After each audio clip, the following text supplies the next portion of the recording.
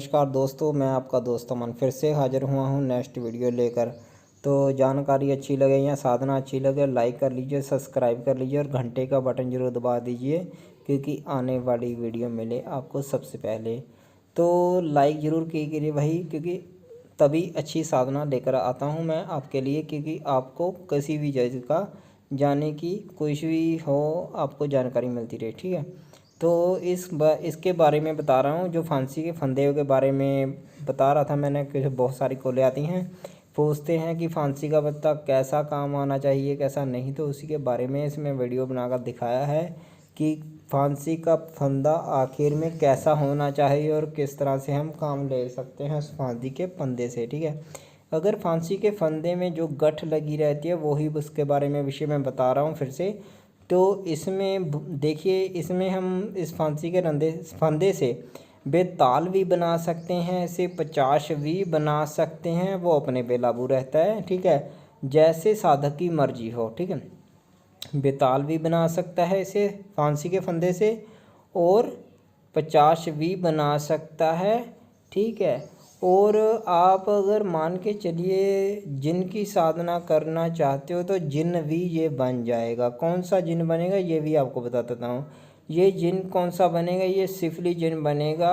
ठीक है, सिफली जिन बन सकता है यही तो अगर आप अपने पे लागू रख के चलते हो, आप अगर नहीं ऐसा कुछ करना चाहते तो आप अपने के लिए तो साधना में यही बताऊंगा कि अगर आप भूत प्रेत की सिद्धि में नहीं डालना चाहते इस फांसी के फंदे को, तो आप किसी देवी देवता के भी नीचे रख कर इसे अपना गुलाम बनाकर किसी के बारे में जानना हो या पूछना हो तो ये आपको बताता रहेगा, यानी कि दृढ़ दृष्टि के जरिए से बताता रहेगा, दिखा भी देगा कि क्या है ये क्या नहीं है। ठीक है, पर अगर देवी देवते के नीचे आप करते हो तो इसकी साधना थोड़ी लंबी हो जाएगी।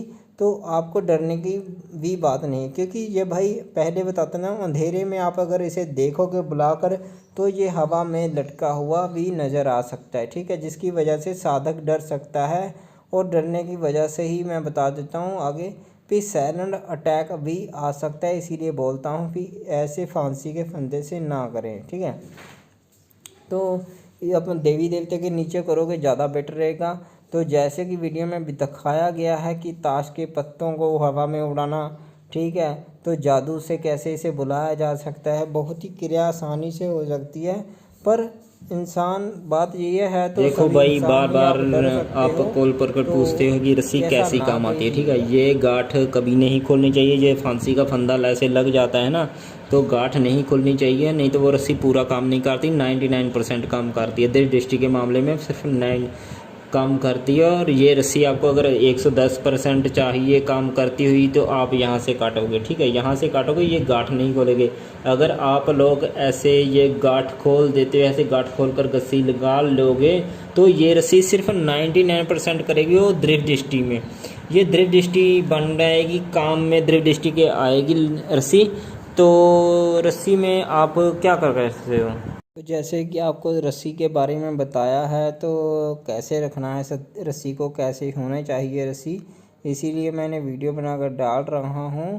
तो भाई कॉल करके ये पर पहले वीडियो को समझिए। ठीक है, मैंने उसके बारे में क्या बता रखा है। ठीक है, साधक कुछ ऐसे अनवर सवाल बोलते हैं जिन सवालों का कोई जवाब ही नहीं होता, ना कोई मतलब। ठीक, तो ऐसी साधनों में जैसे कि आप ज़्यादा ही काम करनी चाहनी चाहिए तो भाई बात यह है कि वो विधियाँ वो विधान लाखों में है। ठीक है, हर एक चीज़ है तो पर वो लाखों में अगर हम नॉर्मल चीज़ से देखते हैं तो समझदार के लिए इशारा ही काफ़ी हो जाता है। ज़्यादा पूछताछ करोगे उतना ही लोड पड़ेगा और उतने ही जाने की डिमांड ज़्यादा बढ़ जाती है। ठीक है, तो साधकों को यही बेनती करूँगा कि आप नॉर्मल ज़िंदगी जी रहे हो तो मैं यही कहूँगा आप नॉर्मल ज़िंदगी जीते रहो, ज़्यादा इन भूत प्रेतों की साधनाओं के चक्कर में ना पड़ो, क्योंकि भूत प्रेत की दोस्ती भी होती है, बहुत अच्छी होती है, अगर बिगड़ जाए तो दुश्मन से भी ज़्यादा कम नहीं होती।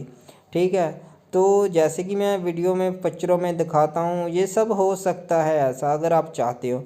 पर बात यही है कि कोई भी साधक है तो वो अकेले में नहीं करते हैं, ठीक है। वो झूठ बोल देते हैं तो जिससे भी विधि लेते हैं हम अकेले कर रहे हैं, पर साधक कभी भी अकेला नहीं करता, इसीलिए साधना को डिसलाइक कर देता है। तो ये गलत है, साधना ऐसा नहीं है। सदा साधनाएं असली में होती हैं, पर जो करने वाले होते हैं उनमें भी कुछ कमियां हो जाती हैं कई बार।